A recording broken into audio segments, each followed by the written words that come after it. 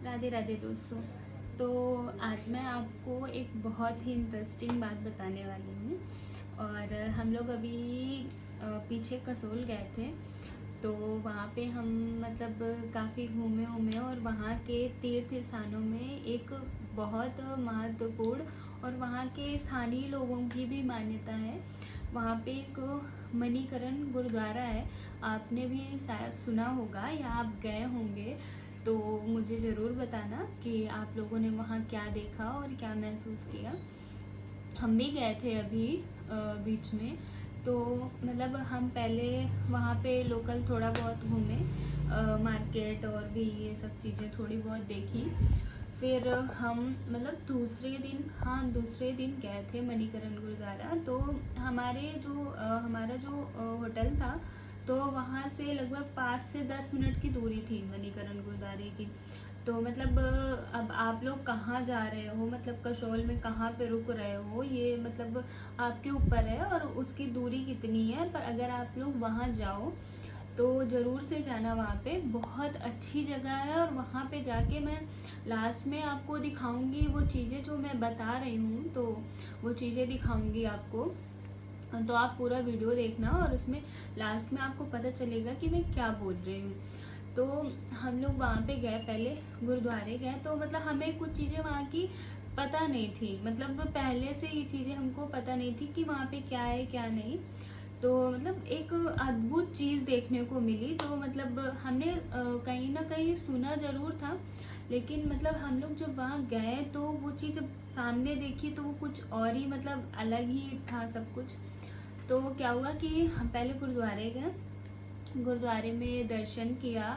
फिर वहाँ पे एक गर्म गुफा थी, जिस मतलब ऐसे बना हुआ था हॉल टाइप का। और फिर गुफा बनी थी।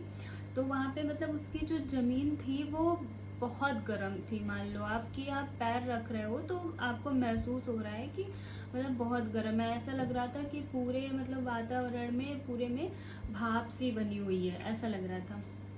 और जस्ट गुरुद्वारे के बगल में पार्वती नदी है। वहाँ पे पार्वती मतलब नदी है। वहाँ का पानी एकदम ठंडा है। मतलब आप सोच सकते हो कि गुफा में जो गुरुद्वारा है उसके अंदर गुफा बनी है, इतनी गर्म है और जस्ट बगल में पानी एकदम ठंडा है। तो फिर हमने वहाँ पे लंगर खाया और लंगर का खाना बहुत अच्छा था। वैसे पर भी प्रसाद हर जगह का बहुत अच्छा होता है।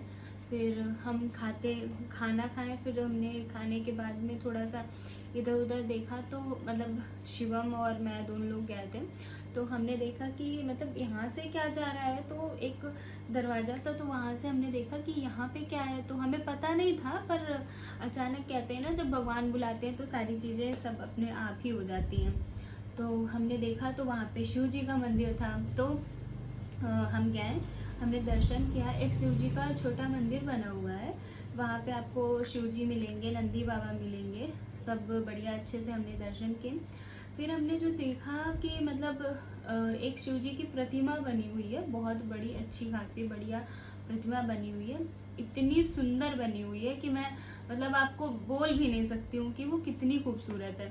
और अगर आप मतलब सच में दर्शन करने के उद्देश्य से जाओगे, अगर आप ये देखोगे कि मतलब हाँ हम दर्शन करने आए हैं, तो अगर आप उनको देखोगे तो बस आपका मन करेगा कि हम इन्हें देखते ही रहें। बहुत सुंदर।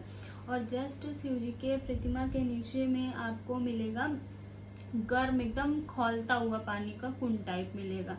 और एकदम खौल रहा है पानी बहुत ज़्यादा, मतलब इतना गर्म है कि आप हाथ भी नहीं डाल सकते उसमें, बहुत ज़्यादा गर्म है। तो हमने उसे देखा। आसपास के जो वहाँ पे लोग बैठे हुए थे उनसे पूछा कि मतलब ये ऐसा क्यों है, या फिर मतलब इतना पानी गर्म क्यों है और जस्ट बगल में इतना ठंडा पानी है, मतलब ये सब क्या है कैसे है। तो उन्होंने जो बताया वो मैं आपको बताती हूँ। और जो मैंने एक वहाँ पे बोर्ड लगा था, जैसे हर जगह पे आप कहीं भी जाओगे तो वहाँ की कुछ स्पेशल चीज़ होगी, तो मतलब उसकी मान्यता या मतलब महत्व उसका लिखा होता है कि नहीं, आप देख सकते हो, पढ़ सकते हो कि किस वजह से है। तो वो चीज़ भी मैंने पढ़ी देखी।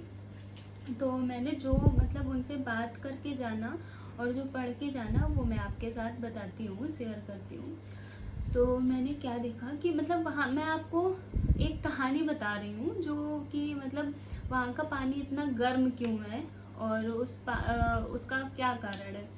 तो एक बार क्या होता है कि भगवान शिव और माता पार्वती ऐसे ही भ्रमण करने पे जाते हैं, मतलब भ्रमण कर रहे होते हैं। तो वो जब वहाँ पहुँचते हैं हिमाचल के उस क्षेत्र में जिसकी मैं बात बता रही हूँ, वहाँ पहुँचते हैं तो देखते हैं वहाँ की मतलब प्रकृति और वातावरण इतना अच्छा लगता है उनको कि वो वहाँ पे ठहरते हैं। और जब ठहरते हैं तो भगवान शिव, ऐसा लिखा था उसमें, भगवान शिव 11,000 वर्ष तक वहाँ पे रुकते हैं और अपने मतलब ध्यान करते हैं। और क्या होता है, एक दिन माता पार्वती नदी में स्नान करने जाती हैं, तो उनके कान की मणि एक नदी में गिर जाती है। तो भगवान शिव को आके बोलती हैं कि मेरी एक मणि गिर गई है, तो आप उसे ढूंढो। तो भगवान शिव ने बोला अपने गढ़ों से कि जाओ, और माता पार्वती की जो मणि होती है वो गुम होते ही सीधा पाताल लोक में चली जाती है।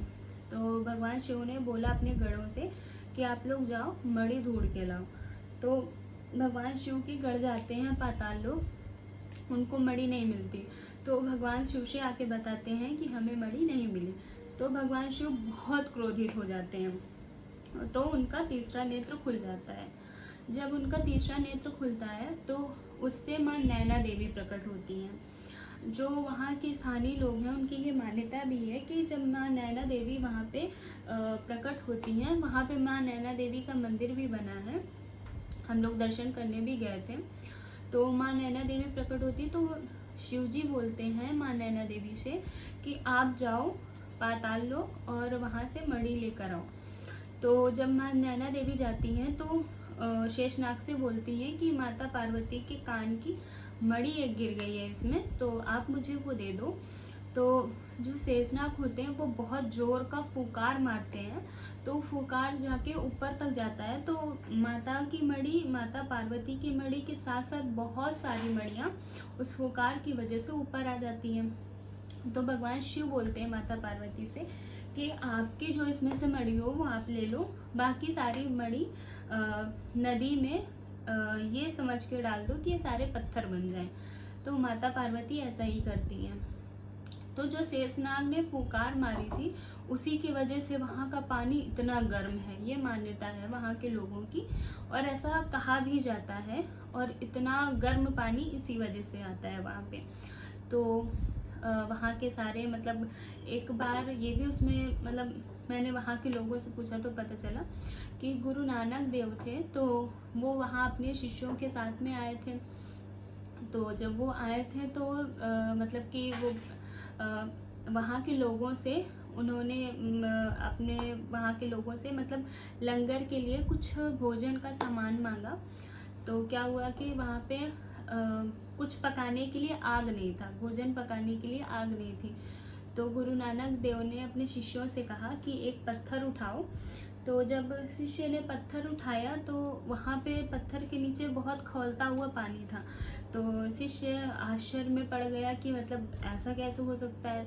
तो गुरु नानक देव ने देखा, शायद उनको पता रहा होगा या कुछ भी, ये बातें मैं अपने मन से नहीं बता रही हूँ, मैंने भी सुनी है, कहीं पढ़ी है या देखी है, तभी बता रही हूँ। बाकी अगर मैं गलत बोल रही हूँ तो आप मुझे बता देना, उसके लिए मैं माफ़ी चाहूँगी।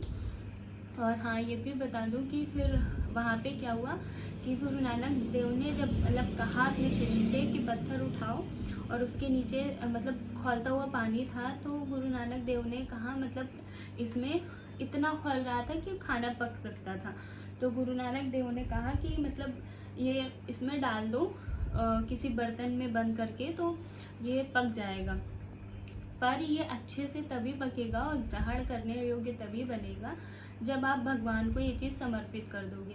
तो उन्हें पहले समर्पित किया गया प्रसाद के रूप में, फिर उसके बाद सबने पका हुआ भोजन खाया। ये वहाँ की मान्यताएं हैं। बाकी अगर और भी चीज़ें आपको पता हैं मणिकरण गुरुद्वारे के बारे में, और हाँ, मणिकरण नाम क्यों पड़ा ये मैं आपको बता दूं कि जो माता की मणि थी वो मणि और कर्ण का मतलब होता है कान, तो ये हुआ मणिकरण। मतलब उसका अर्थ यही है, इसलिए मणिकरण गुरुद्वारा उसका नाम पड़ा और उसके पीछे मंदिर है। अगर आपको कोई भी जानकारी मिलती है या आपको कुछ भी पता चलता है या आप जानते हो तो मेरे साथ ज़रूर शेयर करना, मुझे भी अच्छा लगेगा, क्योंकि मैं सारी चीज़ें तो नहीं जानती हूँ, तो जितना जानती हूँ उतना ही बताया मैंने। बाकी हम फिर पीछे गए, मार्केट भी है वहाँ पे छोटी सी, आप घूम सकते हो, देख सकते हो, अपनी पसंद की चीज़ें ले सकते हो। हम लोग भी घूमे देखें, बहुत अच्छा एक्सपीरियंस था और मुझे पर्सनल बहुत सुकून मिला वहाँ पे। मैंने बहुत अच्छा मतलब वहाँ पे जो टाइम बिताया बहुत ही शांतिपूर्ण था, बहुत अच्छा लगा। आप लोग भी जाओ, वहाँ ज़रूर जाना। ठीक है, अब मिलती हूँ आपको नेक्स्ट ब्लॉग में। राधे राधे, धन्यवाद।